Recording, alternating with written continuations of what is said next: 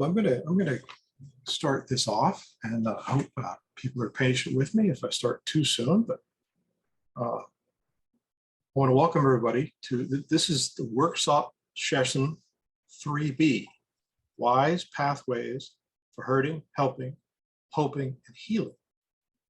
In this workshop, we will hear from John Sobraske. John Sobraske is an adopted person, a step parent of adopted children, and an adoption psychotherapist in private practice living in Rochester, New York. Before we begin, I want to introduce myself. I am John Kirkman. I am a family support specialist at AFFCNY. I am also an adoptive and a biological parent, and I will be your moderator for the Zoom meeting today. I want to also remind everyone that training certificates are available for this conference. You must have your Zoom name listed as the name you'd like it to appear on your certificate. I will put the links for requests in the chat box. I also put two other links guiding you to our book table fundraiser and the conference workshop evaluations. Please know, if you have any questions during this workshop, please feel free to put them in the chat unless the presenter specifically asks for anyone to unmute themselves. I will keep everyone muted for now so we can all hear the speaker clearly. Additionally, we are encouraging all workshop presenters to add any handouts, slides, notes, etc., into their specific event within the AFFCNY.Network so that the conversation can continue. And with that, let's get started. Okay, well, thank you very much. I'm happy to be here today. So I'm actually in Chicago right now, attending another conference where I'll be giving a workshop in person. Those are happening nowadays sometimes. But today, through the miracles of technology, I'm able to connect with you. And so I hope we can have an interactive workshop. I wanted to take the theme of our conference. I moved the words around a little bit, our 4 H's. So I'll start with hurting and then go to healing and then helping, and we'll end with hoping. Always good to end with hope.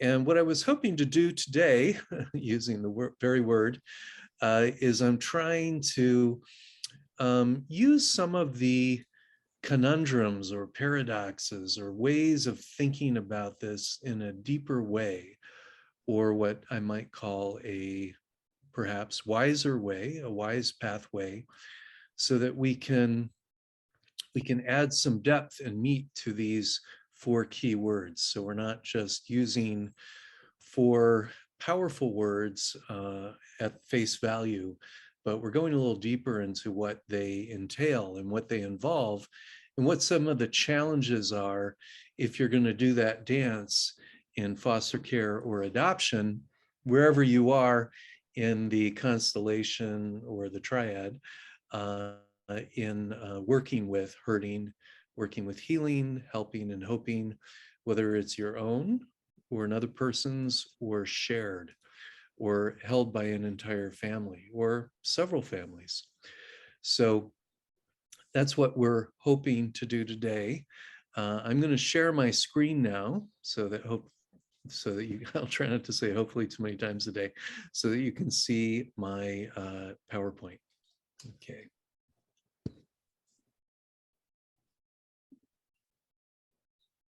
Okay, and that should be up, and I'm going to switch to the full view there.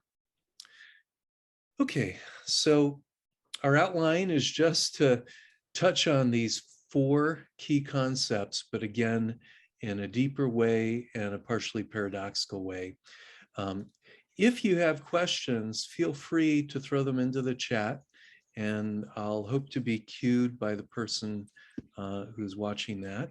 I'll see if I can try and keep that up a little bit too, so I can keep an eye on that. I'm hoping you can all hear me okay. Is that working? Good. All right, well, let's jump in then. Let's see, hold on. Something happened here.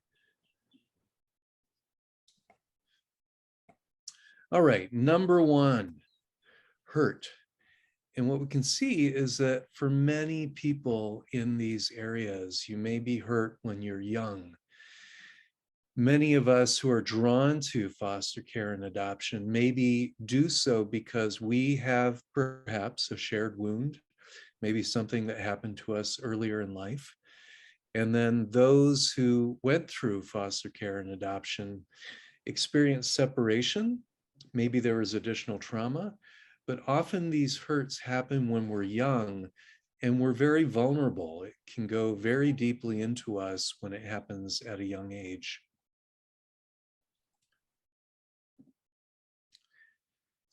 Now, one kind is that abandonment trauma. Having a loss can be extraordinarily painful.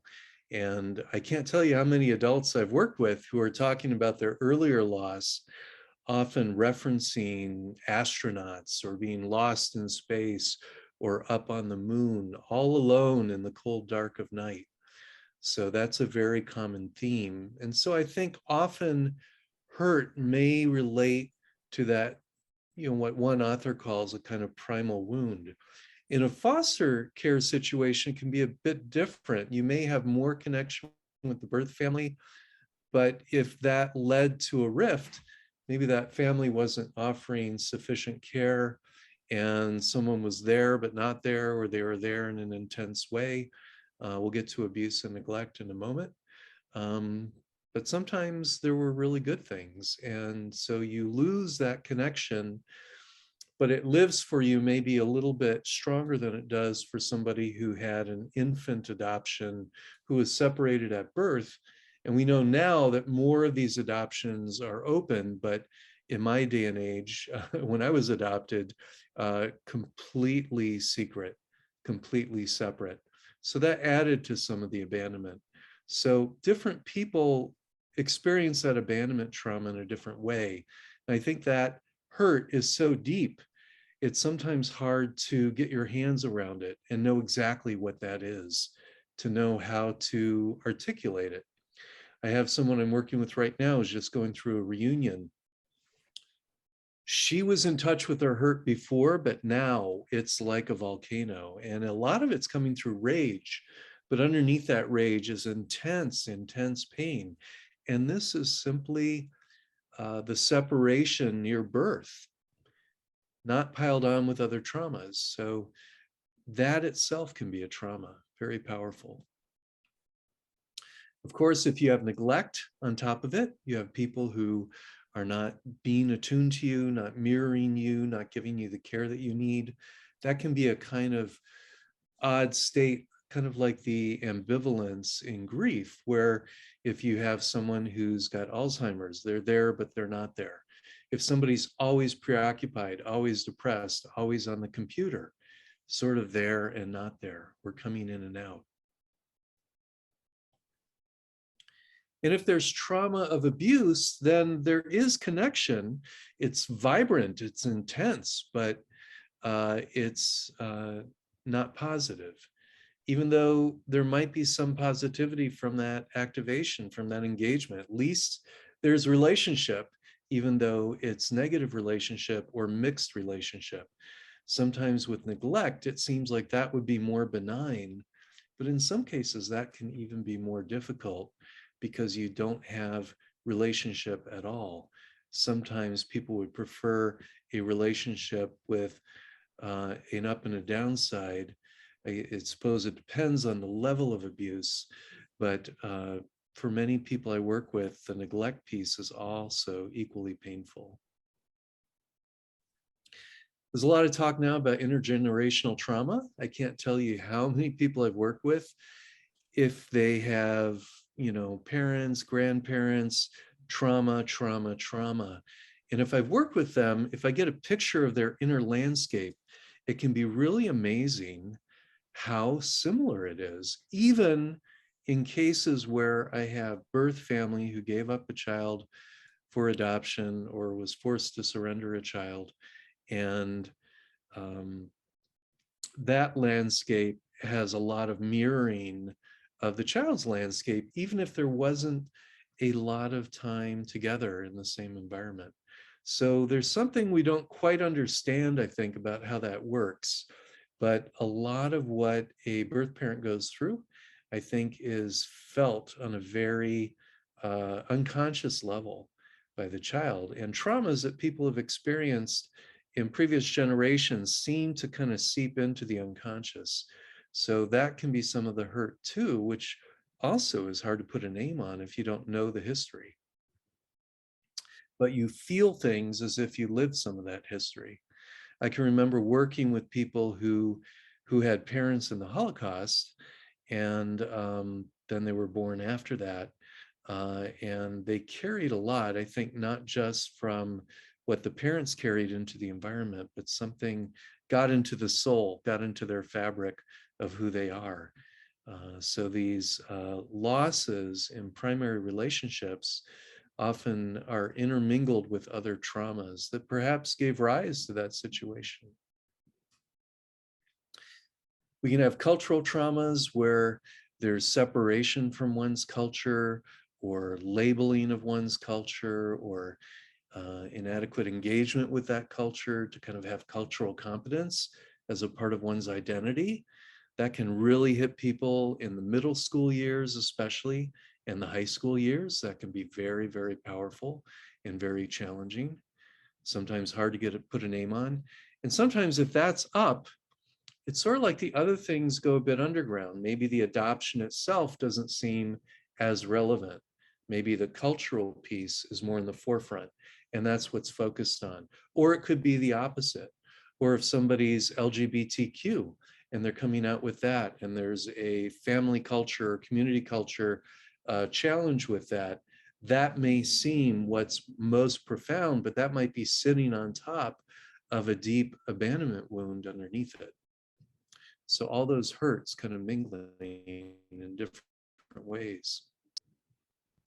And then in the write-up, there was discussion about institutional trauma, and I think a lot of that has to do maybe with the adoption system, the way it's put together, secrecy that's been there, being moved.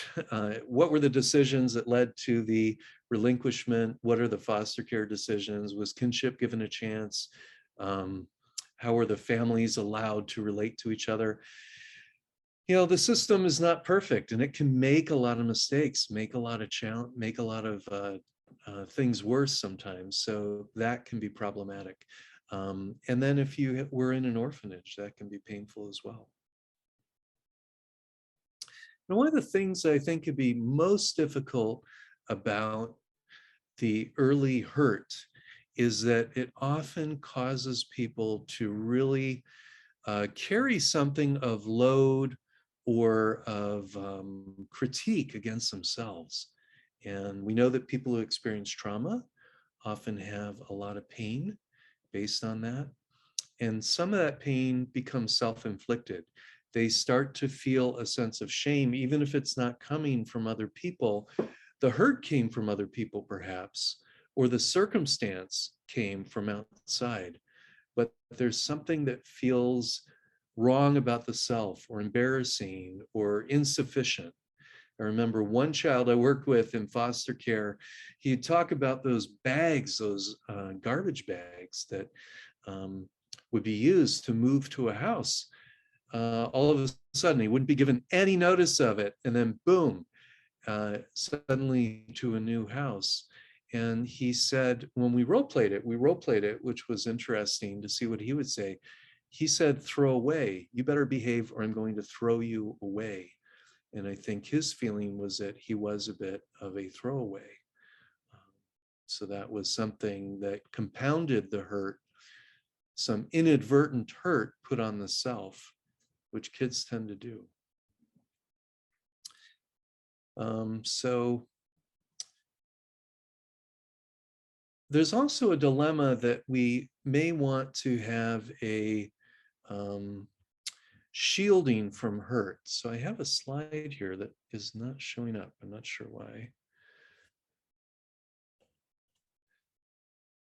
Let me try that one more time. There we go. Shielding from hurt. So a lot of times, I think one of the biggest challenges of hurt is that sometimes people will linger with their hurt. they'll put a lot of defense on it. They want to protect themselves. They don't want to feel pained.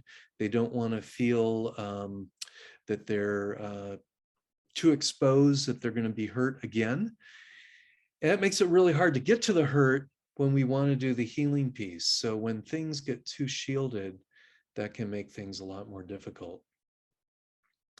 Next, I would say that, moving to our next topic about healing, hurt needs healing. The main thing that hurt needs is healing. So let me just look at our chat box and see how we're doing there. It looks like we just have preliminary kind of hellos, but if you have questions as we go along, please let me know and I'll try and answer those. Okay, so hurt needs healing. I always like the metaphor of aloe vera because it's so juicy, it's nutrifying, it's soothing. You can probably tell from my complexion, I'm pretty predisposed to sunburn. And I unfortunately love tropical areas, who doesn't? And so it's not uncommon that I'll need some aloe. But with the hurt, we can think of it as kind of a burn of sorts, scarring, maybe an open wound. We want something like a salve to put on it. We want to have the words, the care, the love, the path that's going to get us to a better place. And so I think thinking of something soothing can be helpful. So as we move into this healing area, let's talk about some key themes in healing. Now, one of the main ways we make healing is through family. If you can have normalcy, if you can kind of get back in the swing of things, a lot of things start to work. There was a study done with monkeys called the Harlow monkey experiment. They had these monkeys for research, and these monkeys happened to be quarantined. So they took the mother away and they inadvertently, accidentally created a situation of abandonment. And those young monkeys did not do well. They were really pained. But if they could play with peers, if they could have something soft that was soothing and healing, like cloth, they preferred that over food. Or best of all, if they could get mom back, everything kind of started to even out again. So one of the best things to do is to be engaged in a normalized way through a healthy family. That doesn't make everything go away, but that can help quite a bit. I don't know if any of you ever watch, I've got a fascination for horse whisperers and dog whisperers. Cesar Millan does a lot of that. And one of the things he'll always do is he'll take the dogs out for a walk. And I think for dogs, it's just kind of a normalization. And then he'll have them, he has his own pack of healthy dogs. And then if he has a wounded dog or a erratic dog, he'll bring the dog into his pack and things kind of normalize. I think that's something that can happen here a little bit too, by us getting with the people we need to be with. Another way is just to be soothing to yourself. If you can have some good music, if you can have something that really calms you, that helps you feel better. I know for me, I like the sound of water, rain, waterfalls, doesn't matter. I go to Niagara Falls every year. I don't know, maybe it's even something like from the in utero period, it could be. But everybody can find what it is for them that works. There's something new called, I think it's ASMR. I can't remember off the top of my head what that stands for, but there are all these different sounds where they'll take bubble wrap or they'll take paper. You can get this on YouTube, and it will cause a wave of relaxation throughout your nervous system, kind of a tingle up your spine. And that can be very soothing when your system is up. A lot of times with hurt, our system gets wound and it doesn't know how to calm down. So if we can find ways that we find soothing. Now, I might like A and you might like B. B for me might put my teeth on edge, A for you might do the same thing. So it's always hard to know. You got to find that thing that really works for you. Another thing that's common with healing is some people who have lost profound relationships in their life. And that has maybe caused some loss of identity, loss of connection to themselves even. They may feel a bit empty inside. So if we can imagine some way that we feel filled. Now, when we're little kids, we need that from other people or animals. We need it from the outside. But as we get older, maybe we can try and have that more from the inside. Another thing that we really need is stability. This is a potato factory in Poland. It just caught my eye because it looks so big and it's just stuck on this one pedestal, but somehow it's staying steady, it's staying stable. A lot that happens with all this loss is I want stability, no more loss. So in a way, before we heal the hurt, we have to stop new hurt. We have to give reassurance that the period of a hurt is over, the war is over, so to speak. And so how do we create stability? That's a key thing that we want to look for. Stability could come in routine, it could become reliability, it could be rituals that we do with people. It could be a ritual we do with ourselves, with soothing every day. I'm going to my refuge, I'm going to listen to my tape 15 minutes every day. That resets me. That can be very powerful for healing. Now, one of the big things that happens with healing is that a lot of the hurt may come from having not had enough unconditional positive regard in life, that too many things were conditional. So what do I mean by that? I would say with many of the clients I work with, not just foster care and adoptive, but people in our culture, we're often very focused on doing well enough. A lot of the self-esteem programs in schools are about complimenting yourself, feeling good about how you look, how you think, how you do this, how you do that. So trying to think about, are we in a frame of conditionality? Is our stability, our reliability, our soothing, our normalcy, all those things that I talked about, are those about us doing well at things? Now, there's nothing wrong with doing well, that's good. But usually, if we have a very deep kind of existential hurt, we need something more secure. We need something that's more unconditional. If we think about conditional, conditional is only as good as your last triumph, as your last good thing. It can feel like you're juggling, and if you drop the balls, you're not going to be given that good stuff. You're not going to be given that juice that fills you up because you failed. Or maybe you were abandoned at birth and you think, or early on, or somebody was down on you and you think your programming is that I'm no good, or I was thrown away, or I have problems. And even if another part of me thinks I'm pretty cool, I'm good at sports, there can be this way of feeling not adequate. And so a lot of the ground for creating secure healing has to do with moving away from a world where everything's conditional, where all it takes is a little slip and then you're off the tightrope, or you fall off your unicycle, or you are dropping the juggling balls, or all three. Maybe life is a lot of work to keep everybody happy and feeling good about you. Good luck with social media, good luck in middle school. Somebody's not going to like you. Somebody's going to have something negative to say. And if you grew up around a lot of negativity, that's already in you. Back to that finger pointing on your head, that's your big hand pushing on your head. If somebody else pushed down on you for a long time, you've probably got that same voice in you, but now it's your voice. On top of the old voice, now you got two of them pushing on you.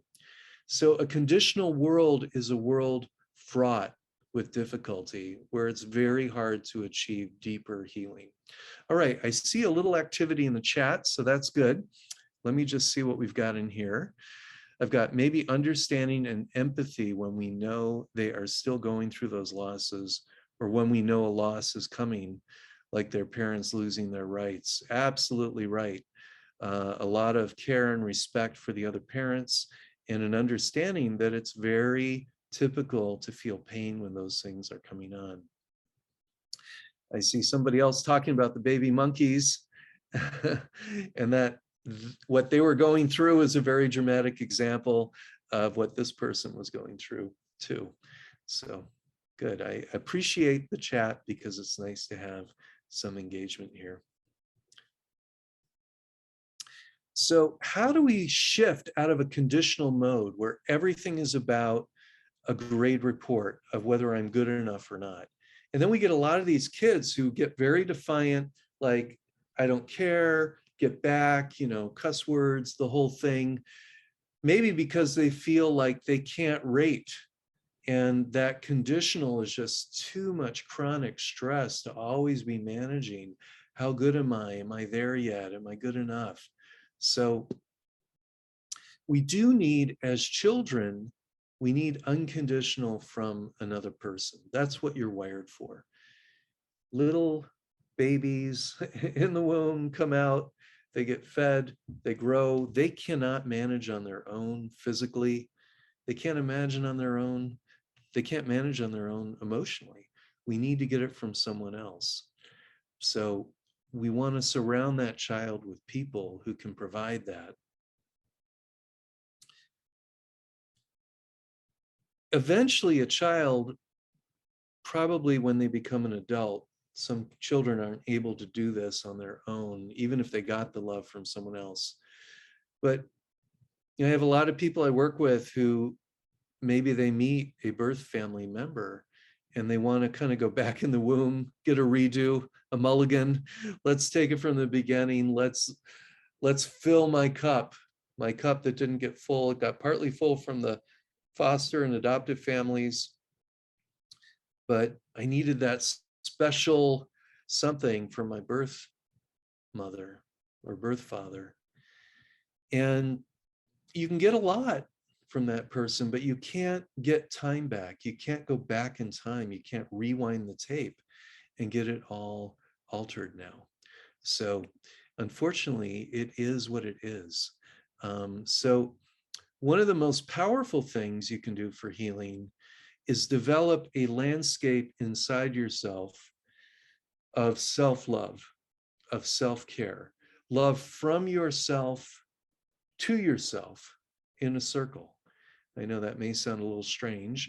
Most people look at me cross-eyed the first time I talk about that, but it really is very powerful, and it's the closest thing you can get to reliable love. We've got a few other ideas here, but again, for healing, you need an environment that's safe and reliable, and that love from self to self is the most powerful thing there is, because you're in control of it. As many wonderful people as there are in the world, you're not, even if you have a great partner, something could happen. They could die, or, you know, they could meet somebody else, or somehow it doesn't work out, or somebody develops an addiction and it's not going to work out to stay married. They can't work through it. They try, but so, you know, dogs are great, cats, they don't live too long. So it's good to have other people in your life who can love you, but we really want to learn how to move toward that care for self. This is very hard for teens. I find a lot of teens really just are like, whatever. They're all about social media. They want to have the nice selfie.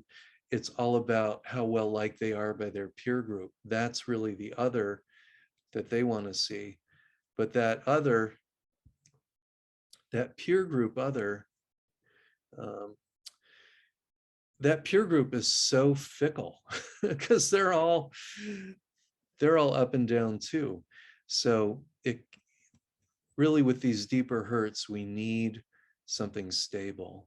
And so some guidance to self-love eventually, by adulthood, if not before, but the earlier the better. And as someone mentioned, reunion is not a Band-Aid. Sometimes it reopens a wound. I think it is really a mix. We're using that word a lot today, mix, that it can be complicated. When you get something engaged, you also are reminded of what you lost.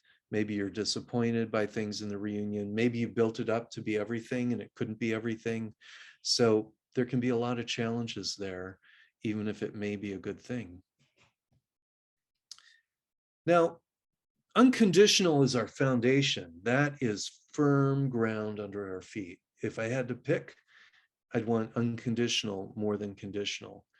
Maybe you want like a 2/3, 1/3. 2/3 unconditional.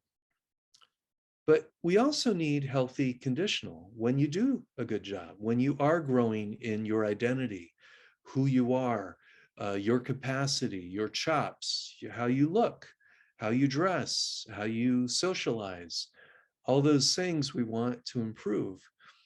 And this is Coach K, the famous Coach K, who just retired last year from Duke. They had an incredibly successful record under this coach. Now, I think he was a little sterner than this.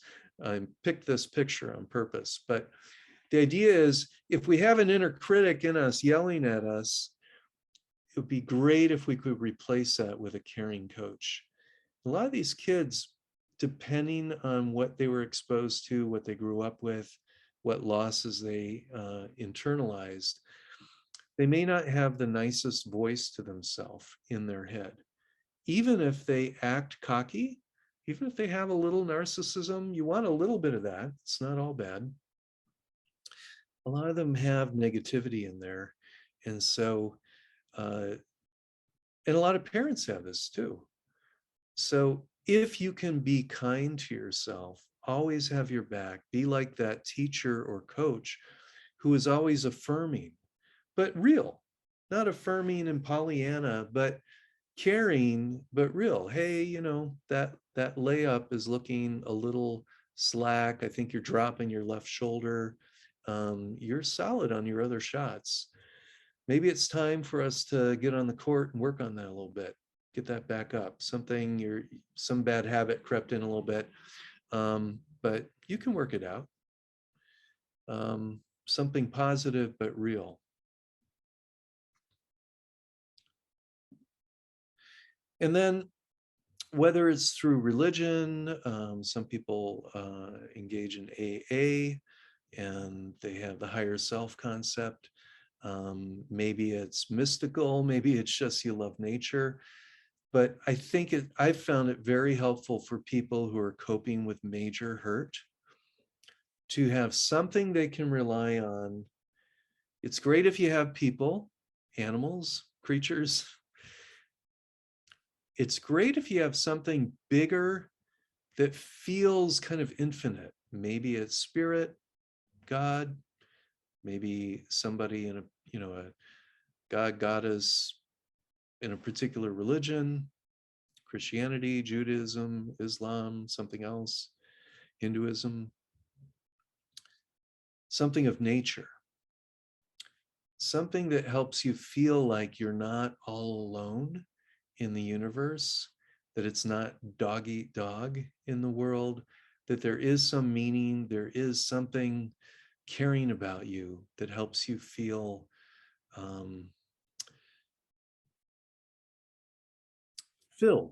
filled by not just your self-love. If you're empty, it's kind of hard to fill yourself with your emptiness. Drawing from something, maybe it comes through you, it's got your signature, kind of like if you had a water hose from a fire hydrant and you were directing it, you know, filling that need that you have, but you don't have to come up with it all. Kind of like oxygen.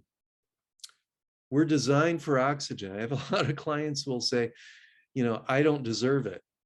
My friend does, they do. What would you tell a friend, you might ask? Well, yeah, I would I would say, sure, for them, but not for me. Well, why not you? And I can't tell you how many adopted and foster kids seem to hold the bar extra high. Like, I'm not intrinsically innately good. Something about that loss telegraphed to me that I'm not enough. I don't have enough in me, and I'm not enough.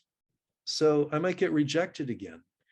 And so that idea that something out there that you can take into you feels that you are enough, that you deserve it just for your design. We all are designed for breathing. We don't have to go earn through good works the right to breathe oxygen. We just get it. Maybe love should be the same way. And if you didn't get enough of that early on, then it can be very confusing. But something to rely on that can, again, give you a sense of stability and reliability. Okay. I see something here about sometimes it feels like a balancing act, constructive criticism versus just criticism. It is important to state the behavior and come up with solutions rather than just helping it as the problem. Yeah, I think there's a way to be very warmly, unconditionally caring, and then a caring coach for the conditional part, where you can acknowledge that maybe there's something where improvement could be good, but that's not in any way finger pointing at some critical deficit in the self or some condemnation of the self. Now, I know there is that idea of, I love you, I don't love the behavior. I do think sometimes children struggle with that. I think sometimes kids just take that all as kind of the same negative. So the warmth, the tone, the care, the support, the rapport, I think is really helpful in those situations. Okay, so in the end, one of the keys I think in this is to be one's own best companion. It's almost as if you were two people. We're not trying to create multiple personality, now known as dissociative identity disorder here, but this idea that what if I had one of me that was very caring, kind of like twins, and the other of me was very good at receiving the caring, and I always had my own back. And I am kind of a companion to myself. Now, some people, when they're alone, they feel very abandoned, alone. Some people, when they're alone, they don't feel lonely. They feel like, well, I'm here with me. I'm enjoying my own company. I'm with myself somehow. And that may seem fraudulent or just like a mental trick, but if it's in this way of being caring of the self, I think there's something to it that can feel very strong. And for a lot of kids, this stuff to do this directly might not work so well. But if you, as a adult, or if you're watching this for you and not, to help kids, or maybe it's both and, if you model it, some of it kind of leaks into the room. It gets into the swimming pool that you're all in together, or it gets into the Kool-Aid that you're all drinking, and it gets absorbed. And some of this starts to become intuitive for kids to learn to do because they've absorbed it, they've seen it. They have these mirror neurons watching things, kind of practicing things even as they watch them without overtly practicing them. So this can be a very, very powerful thing, to be one's own best companion. And I think this provides a kind of solidity in the self. If you have a strong self, then you can handle hurt, you can process it. If you don't have a strong self, it's sort of like, do you heal the hurt and then that allows you to become a self? Or do you need a self so then you can metabolize hurt and work through it? I tend to think we need to do a little bit of all of that. So these things, these healing ideas are really designed to provide the foundation for a strong self who can relate to others, relate to self. And that way you can learn how to process hurt and not let that become your core identity. Okay, it's kind of a provocative picture here. My partner hates snakes. I don't think she's in the audience, so I think we're okay. But I picked it on purpose. Sometimes grief can kind of wrap itself around you because you don't want to let go. You don't want to feel the pain, and you don't want to let go of the person whom you lost. And I always tell people you can hold them in your heart as a memory in a live way, or maybe you have ongoing contact. Maybe they passed away, but you have the memory. Maybe you feel like there's a spiritual connection possible. But a lot of times grief, kind of like that heart we saw before where it was all shielded, grief too can be a nugget of that core pain wrapped around that core love, and then wrapped around with something, you know, like a snake or a vice, something that keeps it locked in. And the grief can be sequestered, kind of kept over, managed, if you will, but not really healed when that's done. So we want to let the grief uncoil. Now, the idea is often to let the grief pass through you, like feel it, but let it kind of move through you. Not like you've got a death grip on it and you got to pry your hands off it, because I don't want to accept the grief. And we also don't want to go into a torture chamber where you go down and you don't have healing, that healing piece, that aloe vera that we talked about, that unconditional love, that source energy or nature energy, or a caring being next to you, or you being caring of yourself. If you don't have that, if you go down and feel the grief, you may just get exposed to it, kind of re-traumatized. Grieving can be re-traumatizing. So we want to go armed with love, if you will, into that chamber of pain that we have inside. And we want to be brave enough to feel things. And to do that, we have to have that security of care, which makes it much easier to bear. And then we can let go, we can hold the memory, but we can let go of the pain. It moves through us. We know that it doesn't all the way 100% get resolved. It might be the difference between, say, an open wound and a scar that's healed up, but it's not exactly as if that loss or wound or trauma had never happened. But if we can go in and allow some ease, allow some unwinding, it'll then release. It'll release kind of like a bird from the hand. And then we can be in much better shape. And then the grief really becomes relief. We want to relieve it. We don't want to just keep reliving it. So let me just see where we are on our chat here.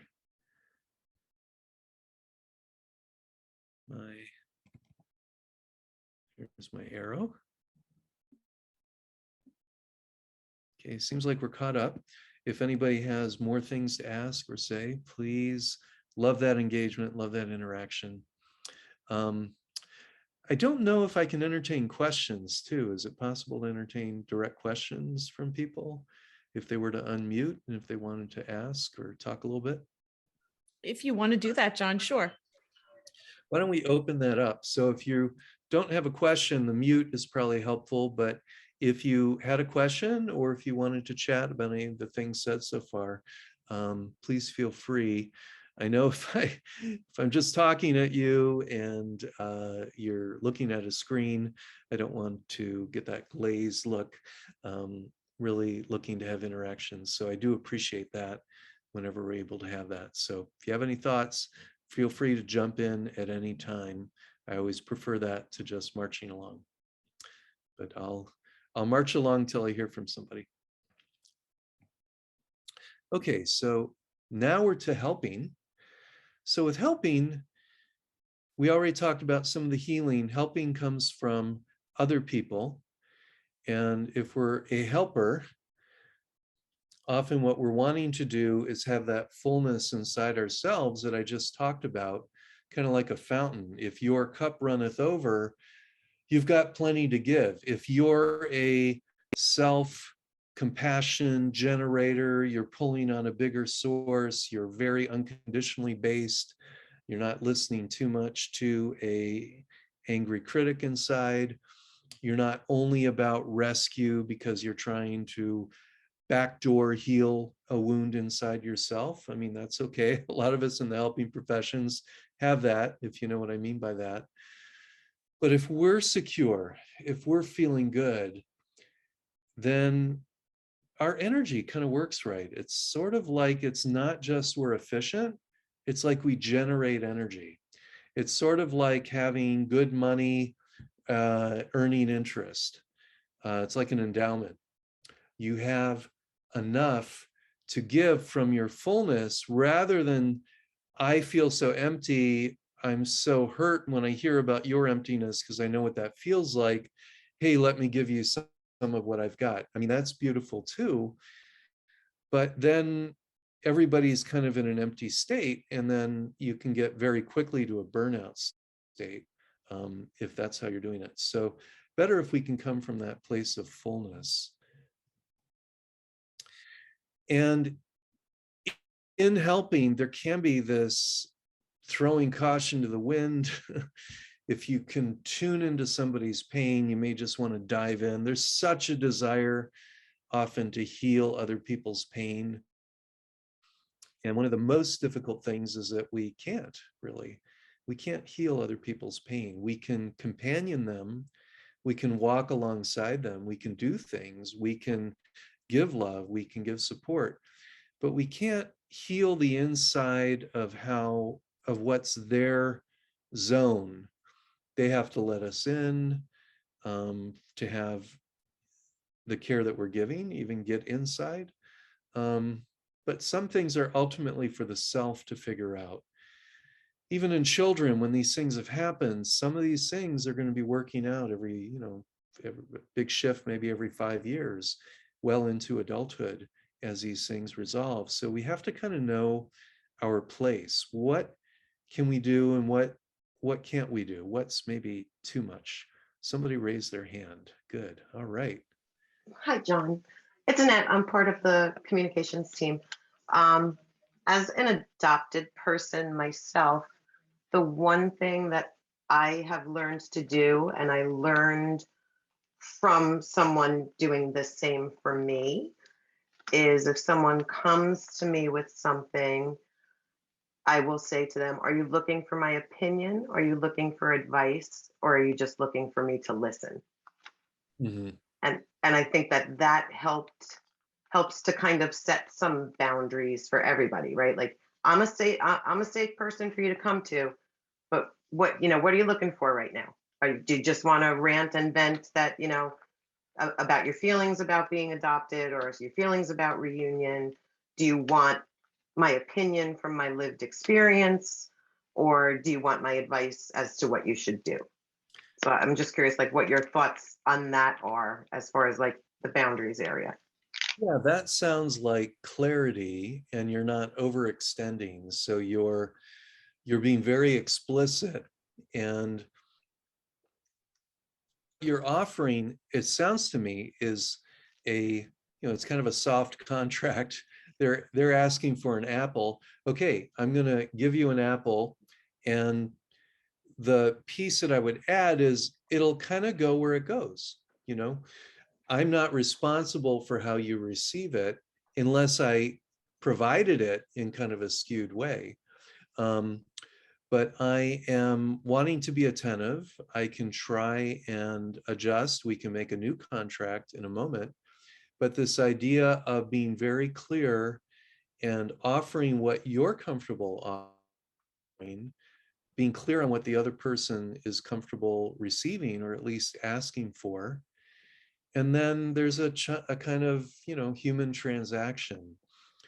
Where it gets muddier, I think, is when we assume things, or where we want to, we feel pulled, whether they want it or not. And maybe it's tugging at something inside us that, again, in that twin idea of two of us, one who kind of is our helper, one is the helpee, that there might be a part of us wanting that help that we're about to deliver to someone else. And I think that's where it can get unboundaried, often where it has more of an unconscious tug. It's like somebody just kind of yanks you around a little bit. They may not be yanking you around. You may feel yanked around by your feelings. So that unconscious zone, I find really curious. What you're talking about sounds very conscious, very explicit, very clear, where I think sometimes it can get muddy too if people are not clear enough, but I think it also can get muddy underneath, kind of in the sort of underground of who we are. Thank you. Yeah, thank you for sharing that. If other people have thoughts too, feel free to raise your hand, and we'll try and get to that. So, another piece is knowing the limits of what we can give. We're not miracle workers, but being engaged, a miracle may happen, but it's not kind of up to us. It's more maybe the synergy of what happens between two or more people, where energy kind of creates energy, maybe. But I think if we are clear on our end of it, what we have to give, what we have to offer, what our resources are, what our energy is, it's smart to draw that line. It may feel cruel to set a limit for somebody whose pain feels limitless, but if you don't set a line, you may be a little irresponsible in your giving. And sometimes that can get you into more difficulty. I learned that early on as a therapist, where, bombarded by very heavy duty situations, it's a challenge to try and think about, what can therapy accomplish and what can therapy not? That therapy is kind of a help, maybe a catalyst for some things, but therapy can't carry someone on the back and all the way up the hill. So I'm not going to offer that. And learning those boundaries and boundaries for ourselves, what we can give, is important.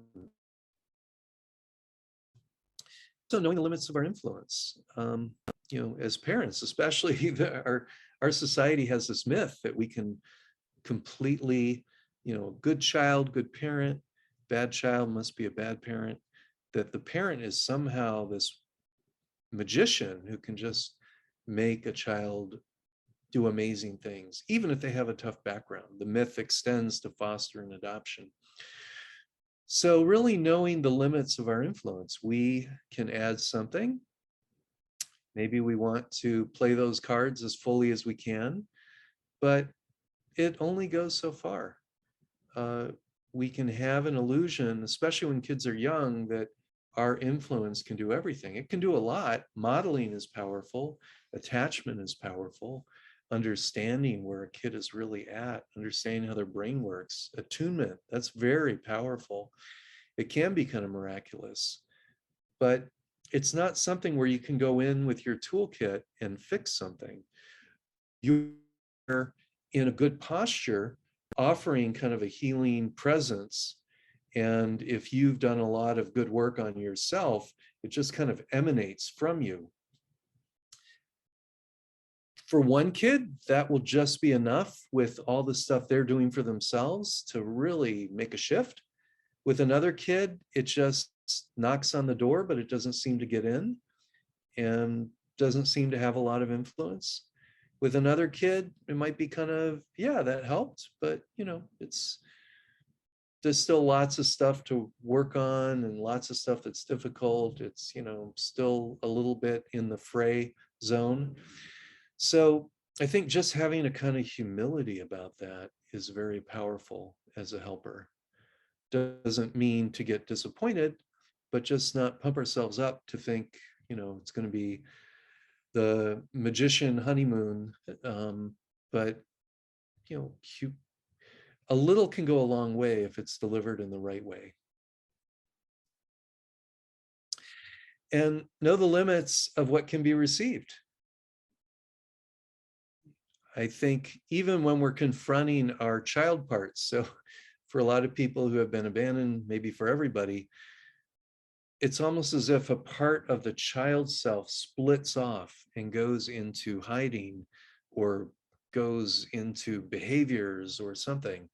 And even when we try and connect with that part of ourselves, that part may say, stop, I don't like you, or where have you been? Almost like you abandoned your inner child as well. And so what I've often encouraged people is just provide an invitation to unconditional and caring coach conditional care. It's kind of a mouthful there, a lot of C's. But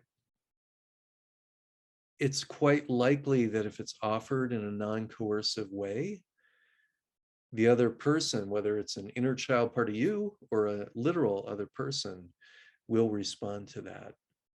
And so again, it's a less is more. If you come on too strong, sometimes you get the defenses up. But if you're relentless with humble, gentle offering, not pushing it down somebody's throat, rubbing their face in it all the time, but it's very sufficient, very present, very available, then a lot of times you'll see some good things happen with that. So I think it's also good to focus, putting all these ideas together, focus on reasonable help. What is reasonable to do here? We don't have to shoot for the moon. We don't have to make a miracle occur. We're just in and out, day in, day out, good enough parenting, very caring. Provide what's reasonable, give some room for the child or the adult, the other person, to do some of their healing themselves. There's a lot of that in AA, and we can take that and apply it in other areas. If you tend to overfunction as a helper, you're kind of inviting the other person to become enabled, maybe even entitled about that. They may learn to underfunction, because why do they need to function? You're kind of carrying that function for them.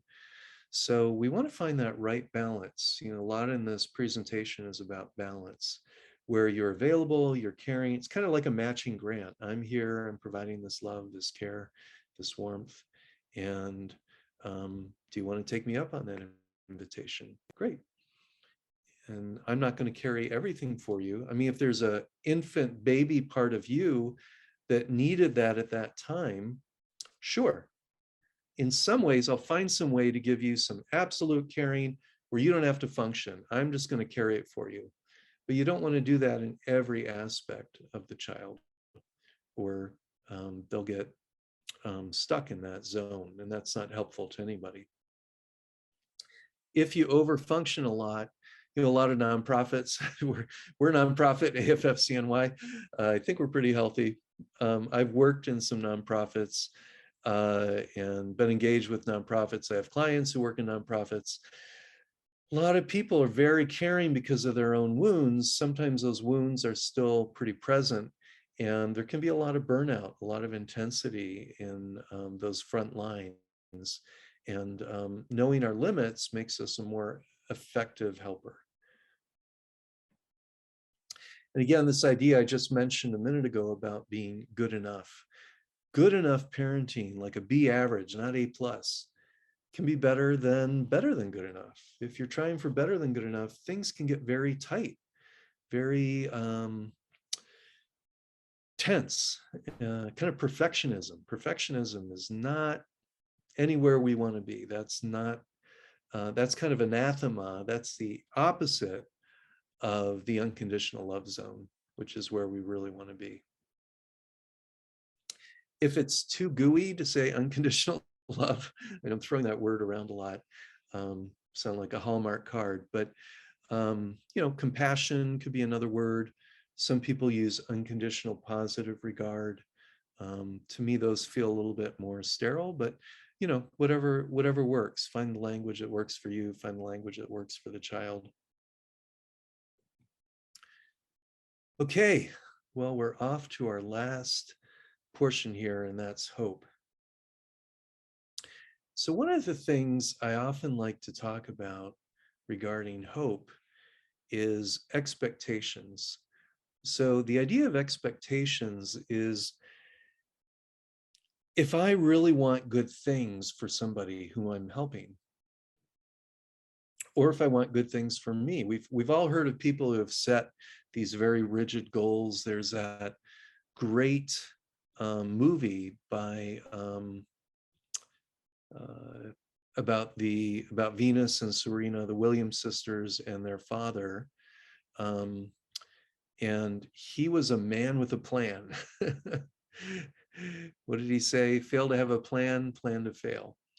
I think if you have a direction you're going, great. If you're going toward healing, if you're going toward building a self, you're building a sense of unconditional positive regard for yourself, great. That's how you're going to get through a lot of that hurt. And we want to have hope. We don't want to be in despair. That's so tough, to be in a dark place where we don't feel like it's going to get better. And a lot of people have been through rough stuff.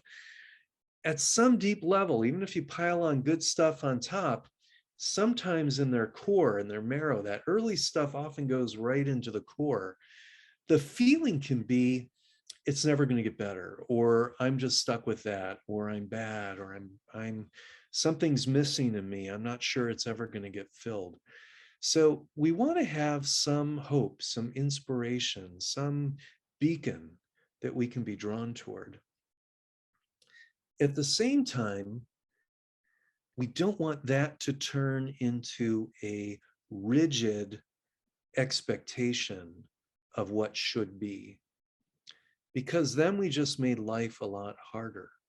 We want a plan, we want a direction, we want to be moving in a good direction, we want some inspiration to go there.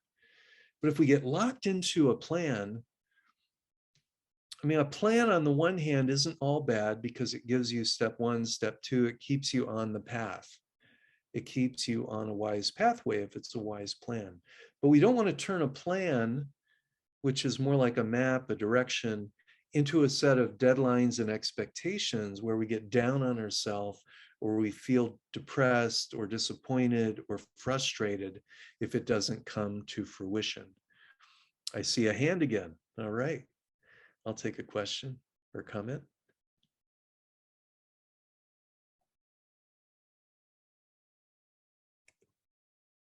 I'm sorry, John. I don't think I ever put my hand down from before. Oh, okay. All right. No worries. All right. So the idea, I think, is more to be Zen, to be alive, present, moving in a good direction, maybe have some plans, but not too bent on it being a particular way. If we get invested in an expectation, in an outcome, and it doesn't come to fruition, then it can lead to negativity rather than the positivity that we're looking for. So what might we do instead? Dreams are usually thought of as a wonderful thing. They can be if they're inspirational. But if they become a set of expectations, then like Don Quixote, jousting windmills, or Icarus flying into the sun, it can be a bad plan. And many, many children who have a lot of hurt sometimes don't dream, or they dream really big. I want something so good, it's going to make up for all the pain. Well, that's not a good plan, because sometimes those dreams lock you into a new cage. It seems like a positive thing, but you might be rigid, and if you don't get that just the way you want it, then you might be really disappointed, or it might become like a compensation or something that kind of traps you. And in these two beautiful stories of Icarus, you know, it led to him flying too close to the sun. The wax on his wings melted and he plunged to the earth. Very dramatic Greek myth. Or Don Quixote, it made for a wonderful tale, but he wasn't very effective in trying to be a warrior for a better world because he was delusional. And that's part of what the story was about symbolically. So the idea is dreams are kind of mixed. If you use them in a good way, they can be helpful. We usually think of them as positive, but they have a little bit of a flip side. So again, looking at that idea of balance, we may want to look at how hope needs some realism. If you have a child with certain executive function disabilities, if they're, you know, when kids are young, they want to be Superman, they want to be a fireman, they want to be a rapper who makes it big. That's the time to have magical thinking. And a lot of the kids in this zone carry magical thinking for a long time for all the reasons that I just mentioned. We don't want to rain on that parade. But in other ways, as they get older, we do want to see if, without putting a pin in their balloon and deflating it, that's not helpful, or in our own, how can we have the good part of wishing, dreaming, wanting, imagining, without getting ourselves hooked on it's got to be this, or I'm not going to be happy. And maybe not trying to be so much in a compensation because my hurt's this big, I need a dream that's even bigger to make up for this hurt. Maybe we got to work through the hurt and it's fun to have some dreams, but as the hurt gets a little more under control, more of that love stuff working, more of that healing stuff, working through grieving, then our dreams can be more direction, or they can be more playing with something, but it doesn't have to be so dead serious. Or if I really want to go to the Olympics or something, okay, you believe that maybe you can, maybe, but it's not all up to you. You don't know how, so work hard, do all the things that are right that people do to get to that, be realistic about what it takes to have a shot, but also know that you can't dictate terms. Many, many people have had these big losses or traumas, get very control oriented because they didn't feel enough control. And hope can kind of get contaminated with control. So what we want to do is let hope be that healing, inspirational, dreaming, aspiration, inspiration. You know, aspiration also means to breathe. Inspiration means to breathe. In spiritu, in spirit, bring spirit in. That's what we want from hope. We want to take in that oxygen and feel lighter, fuller, more capable, like we're back in. We're not downtrodden. We're not exhausted. We're not, I can't go any further. So we want that, but not in a way that it sets you up to then get into as bad or a worse place. So we want that hope to have a bit of realism and for it to be the cleaner version of hope. What I'd also say is, even if you have tough realism, like if you think about Jane Goodall, and she wrote a book called Hope, I think in part because it's looking so bad for all these animals she's worked with her whole life. You know, she worked with gorillas and chimpanzees, was a naturalist, really gave her life to living in a portion of Africa where, you know, a lot of these gorillas were hunted, their hands would be cut off and sold as ashtrays.